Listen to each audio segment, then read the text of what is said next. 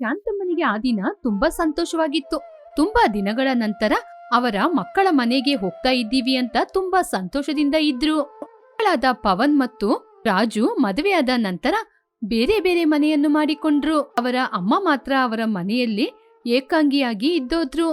ಮಕ್ಕಳಿಂದ ಕಾಗದ ಬಂದ ತಕ್ಷಣ ತುಂಬಾ ಸಂತೋಷ ಪಡುತ್ತಾ ಮಕ್ಕಳ ಮನೆಗೆ ಬಂದ್ರು. ದೊಡ್ಡವನೇ, ಹೇಗೋ ಇದ್ದೀಯಾ? ಚೆನ್ನಾಗಿದ್ದೀಯಾ? ಚಿಕ್ಕವನೇ, ನೀನ್ ಚೆನ್ನಾಗಿದ್ದೀಯಪ್ಪ? ಅಮ್ಮ, ನಾವು ಚೆನ್ನಾಗಿದ್ದೀವಿ. ಇಷ್ಟು ದಿನಗಳಲ್ಲಿ ನನ್ನ ನಿಮ್ ಜೊತೆ ಇರ್ಲಿಕ್ಕೆ ಒಪ್ಕೊಂಡ್ರಲ್ವಾ, ನನಗೆ ಅಷ್ಟೇ ಸಾಕು. ಅಮ್ಮ, ನಿನ್ನ ಸೊಸೆಂದಿರ್ ಬಗ್ಗೆ ನಿನಗೆ ಗೊತ್ತು ತಾನೆ, ಅದಕ್ಕೇನೆ ನೀನು ನಮ್ಮಿಂದ ದೂರ ಇರಬೇಕು. ಆದ್ರೆ ಇನ್ಮುಂದೆ ಹಾಗೆ ಅಲ್ಲ. ತಿಂಗಳಲ್ಲಿ 6 ತಿಂಗಳು ನನ್ ಮನೆಯಲ್ಲಿ, ಇನ್ನು ಉಳಿದ ತಿಂಗಳು ಅವನ್ ಮನೆಯಲ್ಲಿ, ಹೀಗೇನೆ ಇರ್ಬೇಕಾಗುತ್ತೆ. ಹೌದಮ್ಮ, ಅಣ್ಣನು ನಾನು ಸೇರಿ ಈ ತೀರ್ಮಾನ ಮಾಡಿದೀವಿ. ಏನ್ರೋ ನೀವ್ ಹೇಳೋದು? ನನ್ನ ಭಾಗವಾಗಿ ವಿಂಗಡಣೆ ಮಾಡಿದ್ದೀರಾ? ಹೀಗೆ ಆದ್ರೆ ನನ್ ಪರಿಸ್ಥಿತಿ ಏನ್ರೋ? ಏನಮ್ಮ ನೀನು, ನಮ್ ಬಗ್ಗೆ ಗೊತ್ತಿಲ್ವ ನಿಂಗೆ? ನಮ್ಮ ಹೆಂಡತಿಯರ ಜೊತೆ ಮಾತಾಡಿ ಒಪ್ಪಿಸ್ಲಿಕ್ಕೆ ಎಷ್ಟು ದಿನ ಆಯ್ತು ಗೊತ್ತಾ? ನೀವು ಹೀಗೆ ಹೇಳಿದ್ರೆ ಹೇಗಮ್ಮ? ಸರಿ, ಆಗ್ಲಿ, ನೀವಾದ್ರೂ ಏನಾದ್ರೂ ತೀರ್ಮಾನ ಮಾಡಿ. ಹಾಗಾದ್ರೆ ಒಂದ್ ಕೆಲ್ಸ ಮಾಡ್ತೀನಿ ಕಣೋ. 1 ತಿಂಗಳಲ್ಲಿ ಸ್ವಲ್ಪ ದಿನ ನಿನ್ ಜೊತೆ, ಇನ್ನು ಸ್ವಲ್ಪ ದಿನ ಅವನ್ ಜೊತೆ. ಹೀಗಿದ್ರೆ ತಿಂಗಳಲ್ಲಿ ನಾನು ಇಬ್ಬರ ಜೊತೆನೂ ಇರಂಗೆ ಆಗುತ್ತೆ ತಾನೇ? ನನ್ ಮಾತಿಗೆ ನೀವು ಒಪ್ಪಿದ್ರೆ ಮಾತ್ರ ನಾನಿದಕ್ಕೆ ಒಪ್ಪೋದು. ಇಲ್ಲದಿದ್ರೆ ನನ್ ಜೀವನನ ನಾನೇ ನೋಡ್ಕೋತೀನಿ. ಶಾಂತಮ್ಮ ಹೀಗೆ ಹೇಳಿದಾಗ ಪವನ್ ಮತ್ತು ರಾಜು ಒಬ್ಬರ ಮುಖವನ್ನು ಒಬ್ಬರು ನೋಡಿಕೊಂಡ್ರು. ಆನಂತರ ಶಾಂತಮ್ಮನ ಮಾತಿಗೆ ಅವರು ಒಪ್ಪಿಕೊಂಡ್ರು. ಸರಿ ಅಮ್ಮ, ನಿಮ್ಮ ಮಾತಿಗೆ ನಾವಿಬ್ರು ಒಪ್ಕೋತೀವಿ. ಸರಿ, ಹಾಗಾದ್ರೆ ಮೊದ್ಲು ನನ್ನ ಮನೆಗೆ ಬಾ. ಹೀಗೆ ಪವನ್ ತನ್ನ ತಾಯಿಯನ್ನು ತನ್ನ ಜೊತೆಗೇನೆ ತನ್ನ ಮನೆಗೆ ಕರ್ಕೊಂಡೋದ. ದೊಡ್ಡ ಸೊಸೆಯಾದ ಹೇಮಾ ನಗುತ್ತಾ ಮಾತನಾಡ್ಸಿದ್ಲು. ಅತ್ತೆ, ನೀವು ತುಂಬಾ ಸಪ್ಪುರಾಗಿರ್ತೀರಾ ಅನ್ಕೊಂಡಿದ್ದೆ, ಆದ್ರೆ ನಿಮ್ನ ನೋಡಿದ್ರೆ ಹಾಗೆ ಕಾಣ್ತಾ ಇಲ್ಲ. ನೀವು ಚೆನ್ನಾಗೇ ಇದ್ದೀರಾ? ಹೌದಮ್ಮ? ಅದು ಏನಿಲ್ಲ ಕಣಮ್ಮ, ನನ್ ಮನೆ ಪಕ್ಕದಲ್ಲೇ ಪಂಚರ್ ಶಾಪ್ ಇದೆ ಅಲ್ಲ, ಅಲ್ಲೋಗಿ ನಾನು ಕೂಡ ಸ್ವಲ್ಪ ಹೊತ್ತು ಗಾಳಿ ಹಾಕೊಂಡ್ ಬಂದೆಮ್ಮ. ಇದಕ್ಕೆ ಏನು ಕಡಿಮೆ ಇಲ್ಲ. ಏನಮ್ಮ ಮಾತಾಡ್ತಿದೀಯಾ? ಹಾ, ಏನಿಲ್ಲತ್ತೆ, ಸುಮ್ನೆ ಏನೋ ಮಾತಾಡ್ದೆ ಅಷ್ಟೇ. ಸರಿ, ನಮ್ ಮನೆ ನೋಡಿದ್ರಾ ಎಷ್ಟೊಂದು ದೊಡ್ಡದಾಗಿದೆ ಅಂತ? ಹಣ ಇರುವವರೆಲ್ಲ ಹೀಗೇನೆ ಇರುತ್ತೆ. ನಿಜ ಹೇಳ್ಬೇಕು ಅಂದ್ರೆ ನಮ್ಮ ಮನೆಗಿಂತ ಅಕ್ಕಪಕ್ಕ ಯಾರ್ದು ಮನೆ ದೊಡ್ಡದಿಲ್ಲ. ಸರಿ ಅತ್ತೆ, ಏನ್ ತಿಂತೀರಾ? ಏನ್ ತಿಂತೀನಮ್ಮ? ಏನಾದ್ರೂ ಸ್ವಲ್ಪ ಅನ್ನ ಸಾರು ಏನಿದ್ರೂ ಪರವಾಗಿಲ್ಲ, ಸ್ವಲ್ಪ ಕೊಡು. ಅಯ್ಯಯ್ಯೋ, ನಮ್ಮ ರೇಂಜು ತಿಳಿಯದೆ ಮಾತಾಡ್ತಾ ಇದ್ದೀರಾ. ನಮ್ಮ ಮನೆಯಲ್ಲಿ ಪ್ರತಿದಿನ ನಾನ್ ವೆಜ್ಜೇ ಅಡಿಗೆ ಮಾಡೋದತ್ತೆ. ಇದೇನೋ ಅರ್ಧ ರಾತ್ರಿಯಲ್ಲಿ ಕೊಡೆ ಹಿಡಿಯುವ ಸಂಗತಿ ಅಂತಿದೆ. ನಾವೇನೋ ಹಾಗೆ ಅತ್ತೆ, ಶ್ರೀಮಂತರಲ್ವಾ? ಆ ರೇಂಜ್ನ ಮೇಂಟೈನ್ ಮಾಡ್ಬೇಕಲ್ವಾ? ಇವತ್ ಬೇಕಾದ್ರೆ ನೋಡಿ, ನಿಮಗೆ ತುಂಬಾ ಇಷ್ಟವಾದ ಎಲ್ಲ ಅಡಿಗೆನ ಮಾಡ್ಕೊಡ್ತೀನಿ. ನೀವು ಹುಟ್ಟಿದಾಗ್ನಿಂದ ತಿನ್ನದೆ ಬರೀ ಕಣ್ಣಾರೆ ನೋಡಿರುವ ಆಹಾರ ಪದಾರ್ಥಗಳನ್ನು ನಿಮಗೋಸ್ಕರ ಮಾಡಿಕೊಡ್ತೀನತ್ತೆ. ಹಾಗಾದ್ರೆ ಅಡಿಗೆನ ನೀನೇ ಮಾಡ್ತೀಯಮ್ಮ? ಚಿಚಿ, ಇಲ್ಲ ಅತ್ತೆ, ನಾನ್ ಯಾಕೆ ಮಾಡ್ತೀನಿ? ಮನೆಯಲ್ಲಿ ಅಡಿಗೆ ಕೆಲಸ ಮಾಡ್ಲಿಕ್ಕೆ ಅಡಿಗೆಯವರು ಇದ್ದಾರಲ್ವಾ? ನಾನು ಹೇಳ್ದೆ ಅಲ್ವಾ, ನಾವು ತುಂಬಾ ರಿಚ್ ಅಂತ. ಹೀಗೆ ಹೇಮಾ ತನ್ನ ಅತ್ತೆ ಶಾಂತಮ್ಮನಿಗೋಸ್ಕರ ಅವರು ಯಾವತ್ತೂ ತಿನ್ನದಿರುವ ನಾನ್ ವೆಜ್ಜು ಅಡಿಗೆ ಮಾಡಿಸಿದ್ಲು. ಶಾಂತಮ್ಮನಿಗೆ ಆ ನಾನ್ ವೆಜ್ ವಾಸನೆ ಘಮಘಮ ಅಂತ ಬರ್ತಾ ಇತ್ತು. ಹೀಗೆ ಮೂವರು ಸೇರಿ ಊಟ ಮಾಡ್ಲಿಕ್ಕೆ ಅಂತ ಕೂತ್ಕೊಂಡ್ರು. ಶಾಂತಮ್ಮ ಅವರ ಮುಂದೆ ಇರುವ ಅಡಿಗೆ ವೆರೈಟಿಯನ್ನು ನೋಡಿ ಆಶ್ಚರ್ಯಪಟ್ರು. ಏನಮ್ಮ, ಇಷ್ಟೊಂದು ವೆರೈಟಿನಾ? ನಾನ್ ನಿಮ್ಗೆ ಹೇಳ್ದೆ ಅಲ್ವತ್ತೆ, ಇದುವರೆಗೂ ನೀವು ಕಣ್ಣಾರೆ ನೋಡದಂತಹ ನಾನ್ ವೆಜ್ಗಳನ್ನ ಮಾಡಿಕೊಡ್ತೀನಿ ಅಂತ. ಇದೆಲ್ಲನೂ ನಾನ್ ವೆಜ್ಜೇ. ಅಮ್ಮ, ನಿಮ್ಗೆ ಇಷ್ಟ ಅಂತ ಸ್ವೀಟ್ ಕೂಡ ತರಿಸಿದೀನಿ, ತಿನ್ನಿ ಅಮ್ಮ. ಹೀಗೆ ಮಗ ಮತ್ತು ಸೊಸೆ ಹೇಳಿದಾಗ ಶಾಂತಮ್ಮ ತಿನ್ನಲಾರಂಭಿಸಿದ್ರು. ಮೊದಲನೇ ಸಲ ಇಷ್ಟೊಂದು ಅಡುಗೆ ವೆರೈಟಿಯನ್ನು ನೋಡಿದಾಗ ಶಾಂತಮ್ಮನಿಗೆ ತಿನ್ನಲು ಸಾಧ್ಯವಾಗಲಿಲ್ಲ. ಸ್ವಲ್ಪನೇ ಊಟ ಮಾಡಿದ್ರು. ಸಾಕಮ್ಮ, ಇನ್ನು ನನ್ನಿಂದ ತಿನ್ನಕ್ಕಾಗಲ್ಲ. ಇವಾಗ್ಲೇ ನನ್ನ ಹೊಟ್ಟೆ ತುಂಬಿ ಹೋಗಿದೆ. ಹಾಗಾದ್ರೆ ಲಸ್ಸಿನ ಸ್ವಲ್ಪ ಕುಡೀರಿಯತ್ತೆ, ಆಮೇಲೆ ಸ್ವಲ್ಪ ಚಿಲ್ಲಿ ತಿನ್ಬೋದು.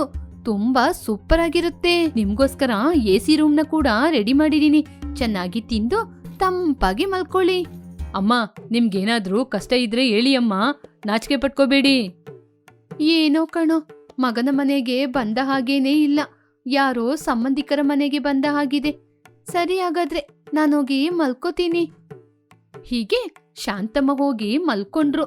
ಮಲ್ಕೊಂಡ ಸ್ವಲ್ಪ ಸಮಯದಲ್ಲೇ ಅವರ ರೂಮಿನತ್ತ ಏನೇನೋ ಶಬ್ದ ಕೇಳಿಸ್ತಾ ಇತ್ತು. ತಕ್ಷಣ ಶಾಂತಮ್ಮ ಎದ್ದು ಹೊರಗೆ ಬಂದು ನೋಡಿದಾಗ ಮಗ ಸೊಸೆ ಇಬ್ರು ಜಗಳವಾಡ್ತಾ ಇದ್ರು. ನನಗೆ ನಿಮ್ಮಮ್ಮ ಮನೇಲಿರೋದು ಇಷ್ಟ ಇಲ್ಲ. ಅವರು ನಮ್ಮ ಸ್ಟೇಟಸ್ಸಿಗೆ ತಕ್ಕ ಹಾಗೆ ಇಲ್ಲ. ಅವರು ತುಂಬಾ ಕೀಳಾಗಿದ್ದಾರೆ. ಅವರು ಹಳೆ ಕಾಲದ ಮನುಷ್ಯರಲ್ವಾ, ನಮ್ಮ ಪದ್ಧತಿಗೆ ಅವರಿಂದ ಜೀವನ ಮಾಡಕ್ಕಾಗಲ್ಲ. ಅದಕ್ಕೆ ಅವ್ರು ಇಲ್ಲಿರೋದು ನಂಗೆ ಇಷ್ಟ ಇಲ್ಲ. ಅವರು ಇಲ್ಲಿರೋದು ನಿನಗೇನೆ ಕಷ್ಟ. ಕೆಲ್ಸದವ್ರು ತಾನೇ ಅವ್ರಿಗೆ ಅಡಿಗೆ ಮಾಡಾಕ್ತಿದ್ದಾರೆ. ಇದ್ರಲ್ಲಿ ನಿನ್ಗೇನ್ ಬಂತು? ಅದೆಲ್ಲ ನನಗ್ ಗೊತ್ತಿಲ್ಲ ರೀ. ಅವ್ರು ಈ ಮನೆಯಲ್ಲಿ ಇರ್ಬಾರ್ದಂದ್ರೆ ಇರ್ಬಾರ್ದು. ಯಾವ್ದಾದ್ರೂ ಓಲ್ಡ್ ಏಜ್ ಆಶ್ರಮದಲ್ಲಿ ಬಿಟ್ಬಿಡಿ, ಹಣ ಬೇಕಾದ್ರೂ ಕಳ್ಸನ. ಆದ್ರೆ ಅವ್ರು ಇಲ್ಲಿ ಇರ್ಬಾರ್ದು. ಒಂದು ಕಡೆ ಹೇಮಾ ಮತ್ತು ಪವನ್ ಇಬ್ಬರೂ ಜಗಳವಾಡ್ತಾ ಇದ್ರೆ ಶಾಂತಮ್ಮ ಒಂದು ಕಡೆ ನಿಂತ್ಕೊಂಡು ಕಣ್ಣೀರನ್ನು ಹಾಕ್ತಾ ಇದ್ರು. ಹೀಗೆ ಆ ದಿನ ಸಂಜೆ ಆಗ್ತಾ ಇದ್ದಂಗೆ ಶಾಂತಮ್ಮ ಸೂಟ್ಕೇಸ್ ತಗೊಂಡು ಹೊರಟ್ರು. ಏನಮ್ಮ ಅಷ್ಟು ಬೇಗ ಹೊರಟ್ಬಿಟ್ಟಿದೀರಾ? ಇನ್ನು ಈ ತಿಂಗಳಲ್ಲಿ 2 ವಾರ ಇದೆ ಅಲ್ವಾ? ಅಷ್ಟು ಬೇಗ ಎಲ್ಲಿಗೆ ಹೊರಟ್ರಿ? 2 ವಾರ ಆದ್ಮೇಲೆ ನಾನೇ ತಮ್ಮನ್ ಮನೆಗೆ ಕರ್ಕೊಂಡೋಗ್ತೀನಮ್ಮ. ಅವರೇ ಹೋಗ್ತೀನಿ ಅಂತ ಹೇಳ್ತಾ ಇದ್ದಾರೆ ಅಲ್ವಾ ರೀ, ಮತ್ಯಾಕ್ರಿ ನಿಲ್ಲಿಸ್ತೀರಾ? ಹೊರಡ್ಲಿ ಬಿಡಿ. ಅದಲ್ಲಮ್ಮ. ಇಲ್ಲಪ್ಪ, ನಾನು ಇಲ್ಲಿ ಇರ್ಲಿಕ್ಕೆ ಬಂದಿಲ್ಲ. ನಾನು ಹೋಗಿ ನಿನ್ ತಮ್ಮನ ನೋಡ್ಬಿಟ್ಟು ಹಾಗೇನೆ ಹೊರಟು ಊರಿಗೋಗ್ತೀನಿ. ಹೀಗೆ ಶಾಂತಮ್ಮ ದೊಡ್ಡ ಮಗನಾದ ಪವನ್ ಮನೆಯಿಂದ ಹೊರಟು ಸಣ್ಣ ಮಗನಾದ ರಾಜು ಮನೆಗೆ ಹೋಗಿ ತಲುಪಿದ್ರು. ಸಣ್ಣ ಸೊಸೆಯಾದ ನೀಲಿಮಾ ಅತ್ತೇನ ಮಾತಾಡ್ಸಿದ್ಲು. ಏನತ್ತೆ, ತುಂಬಾ ಸಪೂರಾಗ್ಬಿಟ್ಟಿದೀರಾ? ಟೈಮಿಗೆ ತಿಂತಿದ್ದೀರಾ ಇಲ್ವಾ? ಆ ಕಣಮ್ಮ, ಚೆನ್ನಾಗಿ ಊಟ ಮಾಡ್ತಾ ಇದ್ದೀನಿ. ಹೇಗಿದ್ರು ಒಬ್ಳೆ ತಾನೇ ತಿಂತಾ ಇದ್ದೀನಿ. ಚಿಂತೆ ಅನ್ನೋದು ನನಗೆ ಇದ್ದೇ ಇರುತ್ತೆ ಅಲ್ವಾ? ಅಮ್ಮ, ನಿಮ್ ಸೊಸೆ ಏನೋ ಸ್ವಲ್ಪ ತಮಾಷೆಯಾಗಿ ಮಾತಾಡ್ತಿದ್ದಾಳೆ. ನೀವೇನು ಬೇಜಾರ್ ಮಾಡ್ಕೋಬೇಡಿ. ಸರಿ ಕಣಪ್ಪ, ಸರಿ. ನೀವು ಊಟ ಮಾಡಿದ್ರಾ ಇಲ್ವಾ? ಮುಖ ಯಾಕೆ ನಿಮ್ಮಿಬ್ರದು ಇಷ್ಟೊಂದು ಬಾಡಿ ಹೋಗಿದೆ? ಬಿಸ್ಲಲ್ಲಿ ಇಬ್ರು ಕಷ್ಟಪಟ್ಟು ದುಡಿತೀವಲ್ವತ್ತೆ, ಅದಕ್ಕೇನೆ ಮುಖ ಹೀಗೆ ಬಾಡಿ ಹೋಗಿರೋದು. ನಿಮ್ ಮಗ್ನಿಗೆ ಕೆಲ್ಸ ಏನಿಲ್ಲ, ಹೀಗೆ ಸಿಕ್ಕಿದ ಕೆಲ್ಸ ಮಾಡ್ತಾರೆ. ನಾನ್ ಕೂಡ ಫ್ಯಾಕ್ಟ್ರಿ ಕೆಲ್ಸಕ್ಕೆ ಹೋಗ್ತಾ ಇದ್ದೀನಿ. ಏನೋ ಅಲ್ಪ ಸ್ವಲ್ಪ ಹಣ ಬರುತ್ತೆ, ಅದ್ರಲ್ಲೇ ಮನೆನ ನಡೆಸ್ಬೇಕಲ್ವತ್ತೆ. ಇವಾಗ ಅದೆಲ್ಲ ಯಾಕೆ ಅಮ್ಮನ ಜೊತೆ ಹೇಳ್ತಿದೀಯಾ? ಇರ್ಲಿ ಬಿಡ್ರಿ. ಮಕ್ಕಳನ್ನ ಬೆಳೆಸಿದ್ರೆ ಚೆನ್ನಾಗಿ ಬೆಳೆಸ್ಬೇಕು, ಚೆನ್ನಾಗಿ ಓದಿಸ್ಬೇಕು. ಆವಾಗ ತಾನೇ ಒಳ್ಳೆ ಕೆಲ್ಸ ಸಿಗೋದು. ಅರ್ಧಂಪರ್ಧ ಓದಿಸದೆ ಸರಿಯಾದ ದಾರಿ ತೋರ್ಸದೇ ಇದ್ರೆ ಮಕ್ಳು ಹೀಗೆ ತಾನೇ ಇರ್ತಾರೆ. ಹಾಗಾದ್ರೆ ನೀನ್ ಏನಮ್ಮ ಹೇಳ್ತಾ ಇದ್ದೀಯಾ? ನಿನ್ ಗಂಡನ ಸರಿಯಾಗಿ ಬೆಳೆಸಿಲ್ಲ ಅಂತನಾ? ಅಯ್ಯಯ್ಯೋ, ಹಾಗೆಲ್ಲ ಏನೂ ಇಲ್ಲತ್ತೆ. ಏನೋ ಹೇಳ್ಬೇಕು ಅನ್ಸ್ತು ಹೇಳ್ದೆ. ಸರಿ ಅತ್ತೆ, ನಿಮ್ಗೆ ಏನ್ ಅಡಿಗೆ ಮಾಡ್ಲಿ? ಸದ್ಯಕ್ಕೆ ಇವಾಗ ಪೂರಿ ಕುರ್ಮಾ ಮಾಡಿದೀನಿ, ಬಂದು ಊಟ ಮಾಡಿಯತ್ತೆ. ಹಾಗೆ ಅಂತ ಹೇಳಿ ಕುರ್ಮಾ ಮತ್ತು ಪೂರಿಯನ್ನು ಅತ್ತೆಗೆ ಹಾಕಿ ಕೊಟ್ಲು. ಆ ಪೂರಿನ ನೋಡಿ ಅತ್ತೆ ಶಾಕ್ ಆದ್ರು. ಏನಮ್ಮ ನೀಲಿಮಾ, ನೀರಲ್ಲಿ ಪೂರಿ ಮಾಡಿದೀಯಾ? ಇದುವರೆಗೂ ಈ ರೀತಿ ಪೂರಿನ ಎಲ್ಲೂ ನೋಡ್ಲಿಲ್ಲ. ಈ ಕುರ್ಮಾ ಕೂಡ ತುಂಬಾ ನೀರಾಗ್ಬಿಟ್ಟಿದೆ. ಏನತ್ತೆ ಮಾಡಕ್ ಕೇಳ್ತಿದ್ದೀರಾ? ನಮ್ದು ನಿಮ್ಮ ದೊಡ್ಡ ಸೊಸೆಯಂಗೆ ದೊಡ್ಡ ಶ್ರೀಮಂತ ಜೀವನವಲ್ಲ. ನಮ್ದು ಒಂದ್ ತುತ್ತು ಅನ್ನಕ್ಕೋಸ್ಕರ ದುಡಿಯುವಂತಹ ಜೀವನ. ಯಾಕೇನೆ ಅಷ್ಟು ಗತಿ ಕಟ್ಟವ್ರಂಗೆ ಮಾತಾಡ್ತಿದೀಯಾ? ನಾವು ಅಲ್ಪ ಸ್ವಲ್ಪ ಬಡತನದಲ್ಲಿ ಜೀವನ ಮಾಡ್ತಿದೀವಿ, ಹೀಗೆ ಗತಿ ಕಟ್ಟವ್ರಂಗೆ ಹೇಳ್ತಿದೀಯಾ? ನೀವು ಬಾಯಿ ಮುಚ್ಕೊಂಡು ನಿಂತ್ಕೊಳ್ಳಿ. ತಿನ್ಲಿಕ್ಕಂತೂ ಏನೂ ಇಲ್ಲ. ಈ ಹೆಮ್ಮೆಗೆ ಇದೊಂದೇ ಕಡಿಮೆಯಾಗಿರೋದು. ನಿಮಗೆ ನಿಮ್ಮಮ್ಮ ಹೀಗೇನೆ ಬೆಳೆಸಿರ್ಬೋದು, ನನಗೆ ಮಾತ್ರ ಹಾಗಲ್ಲ. ನೋಡಿಯತ್ತೆ, ಮನೆಯಲ್ಲಿ ವಸ್ತುಗಳೇ ಇಲ್ಲ. ಇರೋದ್ರಲ್ಲೇ ಅಡ್ಜಸ್ಟ್ ಮಾಡ್ಕೊಂಡು ಹೋಗ್ತಾ ಇದ್ದೀನಿ. ಇವಾಗ ನೋಡಿದ್ರಲ್ವಾ, ಹಾಗೇನೆ ನಾನ್ ಮಾಡುವ ಅಡಿಗೆ. ನಾವು ಪ್ರತಿದಿನ ಹೀಗೇನೆ ಅಡಿಗೆ ಮಾಡಿ ತಿನ್ನೋದತ್ತೆ. ಏನು, ನೀನು ಸಂಪಾದನೆ ಮಾಡೋದೇ ಇಲ್ವಾ?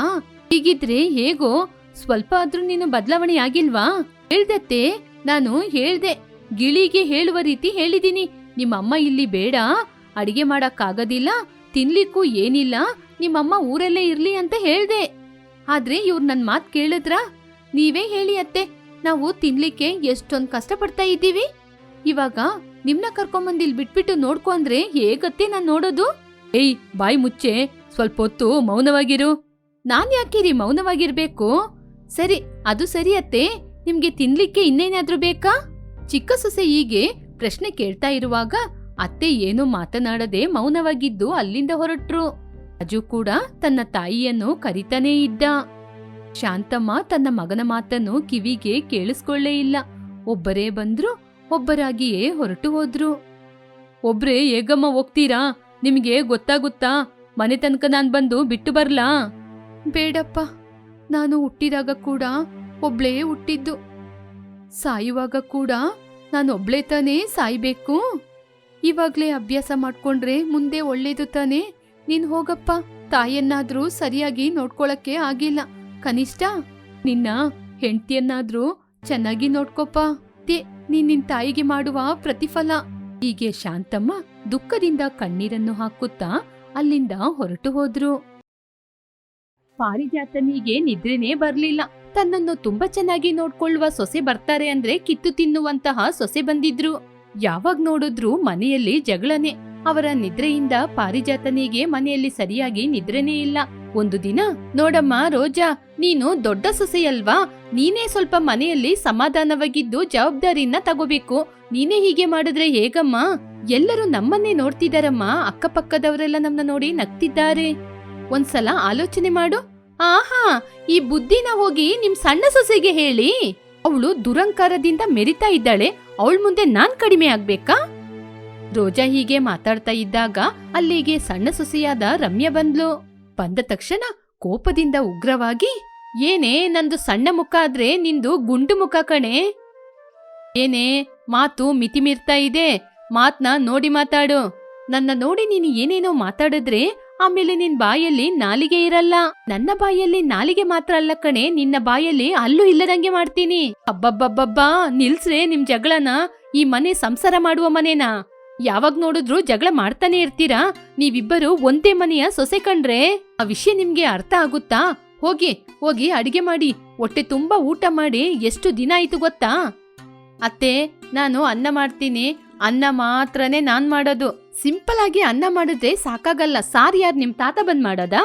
ಸಾರ್ ಮಾಡ್ಬೇಕು ಅಂದ್ರೆ ತುಂಬಾ ಕಷ್ಟಪಡ್ಬೇಕು. ಅದಕ್ಕೆ ಈ ಮೇಡಮ್ಮು ಒಳ್ಳೆ ಐಡಿಯಾ ಮಾಡಿದಾಳೆ. ಇಲ್ ನೋಡಿ ಅಮ್ಮ, ಇವತ್ತೊಬ್ರು ಅನ್ನ ಮಾಡಿ, ಇನ್ನೊಬ್ರು ಸಾರ್ ಮಾಡಿ. ನಾಳೆ ಯಾರ್ ಸಾರ್ ಮಾಡಿದ್ರು ಅವ್ರು ಅನ್ನ ಮಾಡಿ, ಅನ್ನ ಮಾಡಿದವ್ರು ಸಾರ್ ಮಾಡಿ. ಪ್ರತಿಯೊಂದಕ್ಕೂ ಜಗಳ ಮಾಡೋದೇನಾ? ಹೋಗಿ ಹೋಗಿ ಹೋಗಿ ಸರಿಯಾಗಿ ಅಡಿಗೆ ಮಾಡಿ. ಹೀಗೆ ಪಾರಿಜಾತ ಇಬ್ಬರನ್ನು ಸರಿಯಾಗಿ ಬೈದು ಇಬ್ಬರನ್ನು ಅಡಿಗೆ ಮಾಡಿ ಅಂತ ಅಡಿಗೆ ಮನೆಗೆ ಕಳ್ಸಿದ್ರು. ಹೀಗೆ ಪಾರಿಜಾತ ಸೊಸೆಂದಿರ್ನ ಅಡಿಗೆ ಮಾಡಕ್ಕೆ ಕಳ್ಸಿ ಆಯ್ತು ಅಂತ ಸಮಾಧಾನವಾಗಿ ಇದ್ದಾಗ ಅಡುಗೆ ಮನೆಯಿಂದ ಪಾತ್ರೆಗಳ ಶಬ್ದ ಕೇಳಿಸ್ತಿತ್ತು. ಹೀಗೆ ಪಾರಿಜಾತ ಅಡುಗೆ ಮನೆಗೆ ಬಂದು ನೋಡಿದಾಗ ಇಬ್ಬರು ಸೊಸೆಂದಿರು ಭದ್ರಕಾಳಿಯ ಹಾಗೆ ಜಗಳವನ್ನು ಮಾಡ್ತಿದ್ರು. ಪುನಃ ಏನ್ರೇ ಆಯ್ತು? ಇವಾಗ ಬರುವಾಗ ತಾನೆ ಇಬ್ರು ಸಮಾಧಾನವಾಗಿ ಬಂದ್ರಿ. ಅತ್ತೆ, ನಾನು ಮಾಡುವ ಅನ್ನ ಚೆನ್ನಾಗಿರಲ್ಲಂತೆ, ಇವಳು ಮಾಡುವ ಸಾರು ಮಾತ್ರ ಚೆನ್ನಾಗಿರುತ್ತತ್ತೆ. ಇವಳು ಮಾಡುವ ಅನ್ನ ಇವಳು ಮುಖ ರೀತಿನೇ ಇರುತ್ತೆ ಅತ್ತೆ. ಅವಳ ಮುಖ ನೋಡಿ ಎಷ್ಟೊಂದು ಬಾಡಿ ಹೋಗಿದೆ ಅಂತ. ನನ್ ತಂಟೆಗೆ ಬರ್ಬೇಡ. ಹಾಳಾಗಿರುವ ನಿನ್ನ ತರಕಾರಿ ಸಾರು ತಿಂದ್ರೆ ಬೇದಿಯೇ ಆಗೋದು. ಸಾರಲ್ಲಿ ಕರ್ಬೇವಿನ ಸೊಪ್ಪಿಗೆ ಬದಲಾಗಿ ಬೇವಿನ ಸೊಪ್ಪು ಹಾಕುವವಳು ನೀನು ನನ್ ಬಗ್ಗೆ ಮಾತಾಡ್ತೀಯಾ? ಅತ್ತೆ ನೋಡಿ, ಇವಳು ನನ್ನ ಜಗಳದ ಮೇಲೆ ಜಗಳ ಎಳಿತಾ ಇದ್ದಾಳೆ. ಇನ್ ಮುಂದೆ ನಾನ್ ನೋಡ್ಕೊಂಡು ಸುಮ್ನೆ ಇರೋದಿಲ್ಲ. ಆಮೇಲೆ ಇವಳು ಇರ್ಬೇಕು ಅಥವಾ ನಾನಿರ್ಬೇಕು. ನಿನ್ನ ಕಣ್ಣು ಹಾಳಾಗೋಗ, ನಿನ್ ಬಾಯಿ ಬರದೇ ಹೋಗ ನನಗೆ ಮಾತಾಡ್ತೀಯನೇ? ಹಾಳಾಗಿರುವ ಮುಖವನ್ನು ಇಟ್ಕೊಂಡಿದ್ದೀಯಾ? ಸ್ವಲ್ಪ ಬಾಯಿ ಮುಚ್ಕೊಂಡು ಸುಮ್ನಿರೇ. ಹೀಗೆ ರೋಜಾ ರಮ್ಯಾ ಜೋರಾಗಿ ಜಗಳ ಮಾಡ್ಕೊಂಡು ಜೋರಾಗಿ ಕಿರ್ಚಾಡ್ತಿದ್ರು. ಪಾರಿಜಾತನಿಂದ ಅವರ ಜಗಳವನ್ನು ತಗ್ಗಿಸಲು ಸಾಧ್ಯವಾಗಲಿಲ್ಲ. ಅಷ್ಟಕ್ಕೆ ಆ ಊರಿನ ಎಸ್ಐ ಅಲ್ಲಿಗೆ ಬಂದ್ರು. ಪೊಲೀಸ್ ಬಂದ ತಕ್ಷಣ ಇಬ್ಬರು ಸೊಸೆಂದಿರು ಮೌನವಾಗಿ ನಿಂತಿದ್ರು. ಏನ್ ಎಸ್ಐ ಸರ್, ಇಲ್ಲಿ ತನಕ ಬಂದಿದ್ದೀರಾ? ಗೊತ್ತಿಲ್ಲದೆ ಅಡ್ರೆಸ್ ತಪ್ಪಿ ಹೋಗಿ ಬಂದ್ರಾ? ಇಲ್ಲಮ್ಮ, ನಿಮ್ಮ ಮನೆಗೆ ಬಂದಿದ್ದು. ಈ ಮಧ್ಯೆ ಹಾಸ್ಪಿಟಲಿಗೆ ನಿಮ್ಮ ಊರಿನವರೇ ಹೆಚ್ಚಾಗಿ ಬರ್ತಾ ಇದ್ದಾರಂತೆ. ಈ ಊರಲ್ಲಿ ಏನಾದ್ರೂ ಅಪಪರಿಸರ ಆಗಿದೆಯಾ ಅಂತ ನೋಡ್ಲಿಕ್ಕೆ ಬಂದೆ. ಇಲ್ಲಿ ಬಂದ್ಮೇಲೆ ತಾನೇ ಗೊತ್ತಾಗಿದ್ದು ನಿಜ ಸಂಗತಿ ಏನು ಅಂತ. ಏನ್ ಸರ್ ನೀವು ಕೇಳ್ತಾ ಇರೋದು? ಊರಲ್ಲಿ ಎಲ್ರಿಗೂ ನಿದ್ರೆ ಇಲ್ದಂಗೆ ಮಾಡ್ತೀರಂತೆ. ನಿಮ್ಮ ಮನೆಯಲ್ಲಿ ಆಗ್ತಾ ಇರುವ ಬೊಬ್ಬೆಯಿಂದ ಅಕ್ಕಪಕ್ಕದ ಜನರು ನಿದ್ರೆ ಇಲ್ದೆ ಆರೋಗ್ಯ ಹಾಳಾಗಿ ಹಾಸ್ಪಿಟ್ಲಿಗೆ ಬರ್ತಿದ್ದಾರೆ ಅಂತ ವಿಷಯ ಬಂತು. ಅದಕ್ಕೆ ಬಂದು ನಾವು ಚೆಕ್ ಮಾಡಿದ್ರೆ ಅದು ನಿಜಾನೇ ಆಗಿದೆ. ಅಯ್ಯೋ ಎಸ್ಐ ಸರ್, ನಮ್ಮನೇಲಿ ಆ ರೀತಿ ಜಗಳ ಎಲ್ಲ ಆಗೋದಿಲ್ಲ ಸರ್. ಅವರಿಬ್ರು ಅಕ್ಕ ತಂಗಿಯರು, ಏನೋ ಸುಮ್ನೆ ಹಂಗೆ ಹಿಂಗೆ ಮಾತಾಡ್ಕೋತಾರೆ ಅಷ್ಟೇ. ಏನಮ್ಮ ಅದು ಸುಮ್ನೆ ಗಿಮ್ನೆ ಮಾತಾಡೋದು ಅಂತೀರಾ? ನಿಜವಾಗಿ ಈ ರೀತಿ ಬೈಗಳೆಲ್ಲ ಕೇಳಿಸ್ಕೊಂಡು ಅಕ್ಕಪಕ್ಕದ ಜನರು ಸರಿಯಾಗಿ ನಿದ್ರೆ ಮಾಡಕ್ಕಾಗುತ್ತಾ? ಇದನ್ನೆಲ್ಲ ಕೇಳ್ಕೊಂಡು ಸಹಿಸ್ಕೊಂಡು ಇರೋರು ಮಾತ್ರನೇ ಸರಿಯಾಗಿರ್ಲಿಕ್ಕೆ ಸಾಧ್ಯ. ಹೌದು, ಇಷ್ಟಕ್ಕೂ ಜಗಳ ಯಾಕೆ ಬರ್ತಿದೆ? ಇದೆಲ್ಲ ದೊಡ್ಡತನಕ್ಕೋಸ್ಕರ ರೀ. ಇಷ್ಟು ದಿನ ಈ ಮನೆಯಲ್ಲಿ ಎಲ್ರೂ ಸರಿಯಾಗೇ ಇದ್ರು. ಅಡುಗೆ ಮನೆಯ ವಿಷಯದಲ್ಲೇ ಜಾಸ್ತಿ ಜಗಳ ಬರೋದು. ಹಾಗೆ ಇದ್ರೆ ಅಡುಗೆ ಮನೆಯನ್ನು ಕೂಡ ಇಬ್ಬರಿಗೂ ಸಮಾನವಾಗಿ ಹಂಚಿಬಿಡಿ. ಒಳ್ಳೆ ಐಡಿಯಾ ಕೊಟ್ರಿ ಸರ್ ನೀವು. ಹಾಗೇನೆ ಮಾಡ್ತೀನಿ. ಸರಿ ಸರಿ, ನೀವಿನ್ನು ಹೊರಡ್ತೀರಾ? ಹೊರಡ್ತೀನಮ್ಮ. ಮೊದಲು ನಾನು ಇಲ್ಲಿಂದ ಹಾಸ್ಪಿಟ್ಲಿಗೇನೆ ಹೋಗ್ಬೇಕು. ನಿನ್ನ ಸೊಸೆಂದಿರು ಮಾಡಿದ ಜಗಳದಿಂದ ಅಯ್ಯೋ ದೇವ್ರೆ ನನ್ ಕಿವಿಯಲ್ಲಿ ರಕ್ತ ಬರ್ತಿದೆ ನೋಡಮ್ಮ. ನಿಮಗೆ ಕೈ ಮುಗಿತೀನಮ್ಮ. ಇನ್ ಮುಂದೆ ಯಾರು ಹೇಳಿದ್ರು ಈ ಕಡೆ ನಾನು ಬರದೇ ಇಲ್ಲ. ಹಾಗೆ ಹೇಳಿ ಎಸ್ಐ ಅಲ್ಲಿಂದ ಹೊರಟೋದ್ರು. ಮರುದಿನನೇ ಪಾರಿಜಾತ ಅಡುಗೆ ಮನೆಯ ಮಧ್ಯದಲ್ಲಿ ಒಂದು ದೊಡ್ಡ ಗೋಡೆಯನ್ನು ನಿರ್ಮಾಣ ಮಾಡಿದ್ಲು. ಅಡುಗೆ ಮನೆಯನ್ನು 2 ಭಾಗವನ್ನಾಗಿ ಮಾಡಿ ಇಬ್ಬರಿಗೂ ವಿಂಗಡಣೆ ಮಾಡಿ ಕೊಟ್ಬಿಟ್ರು. ಇವಾಗ ಇಷ್ಟು ದಿನ ನಡೆದ ಜಗಳ ಎಲ್ಲ ಈ ಗೋಡೆ ಕಟ್ಟಿದ್ರಿಂದ ಸರಿಯಾಗ್ಬೇಕು. ಅಯ್ಯೋ ದೇವ್ರೆ, ಇನ್ ಮುಂದೆ ಆದ್ರೂ ನಾನು ಸಮಾಧಾನವಾಗಿರ್ಬೋದು. ಏನಮ್ಮ ರೋಜಾ, ನಿಂಗ್ ಸಂತೋಷ ತಾನೇ? ಸಂತೋಷ ಅತ್ತೆ. ರಮ್ಯಾ, ನಿನಗೂ ಓಕೆ ತಾನೇ? ಓಕೆ ಅತ್ತೆ, ನನಗೆ ಮಹಾ ಸಂತೋಷ.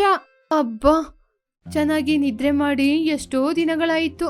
ಇವಾಗ ಹೋಗಿ ನಾನ್ ಸ್ವಲ್ಪ ಹೊತ್ತು ಸಮಾಧಾನವಾಗಿ ನಿದ್ರೆ ಮಾಡ್ತೀನಮ್ಮ. ನೀವೇ ಅಡಿಗೆ ಮಾಡ್ಕೊಂಡು ತಿಂಡಿನೂ ನೀವೇ ತಿನ್ನಿ, ಅಡಿಗೆ ಮಾಡ್ಕೊಂಡು ಅನ್ನನೂ ನೀವೇ ತಿನ್ನಿ. ನಿಮ್ ಬದುಕು ನಿಮ್ಮ ಕೈಯಲ್ಲಿ. ಹೀಗೆ ಪಾರಿಜಾತ ಸ್ವಾತಂತ್ರ್ಯವನ್ನು ತಂದುಕೊಟ್ಟಂತಹ ವೀರ ನಾರಿಯಂತೆ ಅವರ ರೂಮಿಗೆ ಹೋಗಿ ಮಲಗಿ ನಿದ್ರೆ ಮಾಡಿದ್ರು. ಹೀಗೆ ಕಂಬಳಿಯನ್ನು ಒದ್ಕೊಂಡು ನಿದ್ರೆಗೆ ಜಾರಿದ್ರು. ಹೀಗೆ ಸ್ವಲ್ಪ ಸಮಯದಲ್ಲೇ ಡಬಾರ್ ಅಂತ ಒಂದು ಶಬ್ದ. ಪಾತ್ರೆಗಳು ಆ ಕಡೆ ಈ ಕಡೆ ಉರುಳಾಡ್ತಾ ಇತ್ತು. ಏನೋ ಹೋಗ್ತಾ ಇರುವ ಟ್ರೈನು ನೆಲದ ಮೇಲೆ ಉರುಳಿ ಹೋದಂಗಾಯ್ತು ಪಾರಿಜಾತನಿಗೆ. ದಿಢೀರಂತ ಎದ್ದು ನಿಂತು ಅಡಿಗೆ ಮನೆಗೆ ಬಂದು ನೋಡಿದ್ರೆ ಇಬ್ಬರು ಸೊಸೆಂದಿರು ಕುಸ್ತಿ ಮಾಡ್ತಾ ಇದ್ರು. ಅದನ್ನು ನೋಡಿ ಪಾರಿಜಾತನಿಗೆ ಸುಸ್ತಾಗೋಯ್ತು. ಇದರಲ್ಲಿ ಒಂದು ತಟ್ಟೆ ಬಂದು ಪಾರಿಜಾತನ ಮುಖದ ಮೇಲೇನೆ ಬಿತ್ತು. ಅಯ್ಯೋ ದೇವ್ರೇ, ಇವರಿಬ್ರು ಪಾತ್ರೆಯಲ್ಲೇ ಒಡೆದು ನನ್ನ ಕೊಂದ್ಬಿಡ್ತಾರೋ ಏನೋ.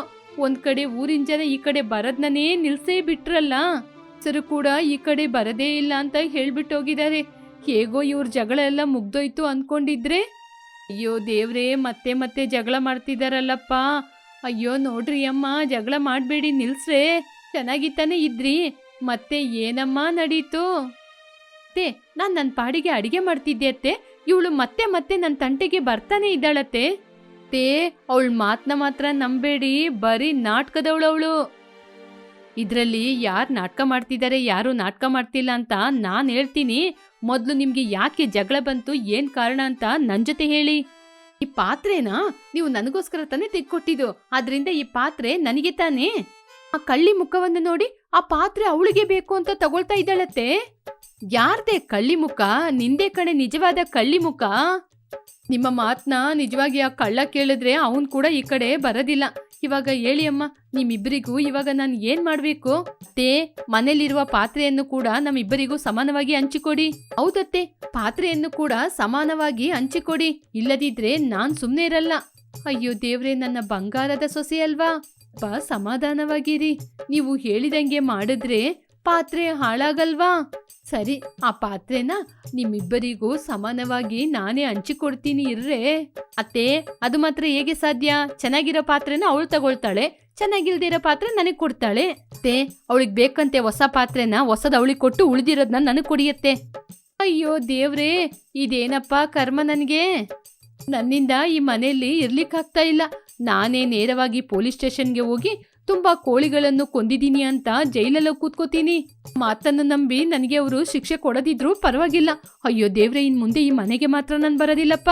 ಹಾಗೆ ಹೇಳಿ ಪಾರಿಜಾತ ಸರಾಸರಿಯಾಗಿ ಪೊಲೀಸ್ ಸ್ಟೇಷನ್ಗೆ ಹೋದ್ರು. ಹೀಗೆ ಅವರ ಕಷ್ಟವನ್ನು ಹೇಳಿಕೊಂಡಾಗ ಒಂದು ಜೈಲಲ್ಲಿ ವಾರಗಟ್ಲೆ ಅವರನ್ನು ಜೈಲಲ್ಲೇ ಇಟ್ಟಿದ್ರು. ಜೈಲಿನ ಒಳಗೆ ಪಾರಿಜಾತ ಪ್ರಶಾಂತವಾಗಿ ನಿದ್ರೆ ಮಾಡಿದ್ರು. ಒಂದು ವಾರದ ನಂತರ ಸೊಸೆಂದಿರನ್ನು ಸಮಾಧಾನ ಮಾಡ್ಲಿಕ್ಕೆ ಹೋದಂತಹ ಎಸ್ಐ ಜೈಲಲ್ಲಿರುವ ಪಾರಿಜಾತನನ್ನು ನೋಡಿ ನಗ್ತಾ ಇದ್ರು. ಏನ್ ಪೊಲೀಸ್ರೇ, ನಿಮ್ಗೆ ಏನಾಗಿದೆ? ನನ್ನ ನೋಡಿ ಯಾಕೆ ನೀವು ನಗ್ತಾ ಇದ್ದೀರಾ? ಅಮ್ಮ, ನಾನಿವತ್ತು ನಿಮ್ ಮನೆ ಹತ್ರ ಹೋಗಿದ್ದೆ. ಅಲ್ಲಿ ನಿಮ್ಮ ಮನೆ ಹತ್ರದಿಂದ ಯಾವ ರೀತಿ ಶಬ್ದನೂ ಬರ್ಲಿಲ್ಲ. ಶಬ್ದ ಇಲ್ಲ ಅಂತ ಮನೆಯೊಳಗೆ ಹೋಗಿ ನೋಡಿದ್ರೆ ನನಗೆ ಆಶ್ಚರ್ಯ ಆಯ್ತಮ್ಮ. ನಿಮ್ಮ ಇಬ್ಬರು ಸೊಸೆಯಂದಿರು ಒಬ್ಬರಿಗೊಬ್ಬರು ಸಮಾಧಾನವಾಗಿ ಸಂತೋಷವಾಗಿ ಒಟ್ಟಿಗೆ ಕೂತ್ಕೊಂಡು ಊಟ ಮಾಡ್ತಿದ್ರಮ್ಮ. ಹೇಗೆ ಇಷ್ಟೊಂದು ಸಮಾಧಾನವಾಗಿದ್ದೀರಾ ಅಂತ ಕೇಳಿದಾಗ ಅವ್ರು ಹೇಳಿದ ಉತ್ತರ ಕೇಳಿ ಇವಾಗ ನೆನೆಸ್ಕೊಂಡ್ರು ನನಗೆ ನಗು ಮೇಲೆ ನಗು ಬರ್ತಾ ಇದೆಯಮ್ಮ. ಹೌದಾ? ಇಷ್ಟಕ್ಕೂ ಅವರಿಬ್ರು ಏನ್ ಸರ್ ಹೇಳಿದ್ರು? ಆ ಮನೆಯಲ್ಲಿ ಅವರಿಗೆ ನಿಮ್ದೇ ದೊಡ್ಡ ತಲೆನೋವಂತೆ. ನೀವು ಆ ಮನೇಲಿ ಇದ್ಕೊಂಡು ಆ ಕೆಲಸ ಮಾಡಿ ಈ ಕೆಲಸ ಮಾಡಿ ಅಂತ ಅವರಿಗೆ ಹಿಂಸೆ ಕೊಡ್ತಿದ್ದೀರಂತೆ. ಅದೇ ಅವರಿಗೆ ತಲೆನೋವಂತೆ. ಮನೆಯಲ್ಲಿ ಅತ್ತೆ ಅಂತ ಒಬ್ಳು ಹೆಂಗಸು ಇಲ್ಲದಿದ್ರೆ ಎಷ್ಟೊಂದು ಆರಾಮವಾಗಿ ಇರ್ಬೇಕು ಅಂತಾನೆ ಅವರಿಬ್ರು ಜಗಳವಾಡುವ ರೀತಿ ನಾಟಕ ಆಡಿ ನಿಮ್ನ ಈ ಕಡೆ ಕಳ್ಸಿದ್ದು. ಅವ್ರಾಗೆ ಮಾಡಿದ್ರಿಂದಾನೇ ನೀವೇ ತಾನಾಗಿ ಹೊರಗೆ ಬಂದ್ಬಿಟ್ರಿ. ಹೀಗೆ ಎಸ್ಐ ಹೇಳುತ್ತಾ ನಗ್ತಾ ಇದ್ದಂಗೆ ಪಾರಿಜಾತ ಏನು ಮಾತೇ ಬರದೆ ಎಸ್ಐಯನ್ನ ನೋಡ್ಕೊಂಡೇ ನಿಂತಿದ್ರು.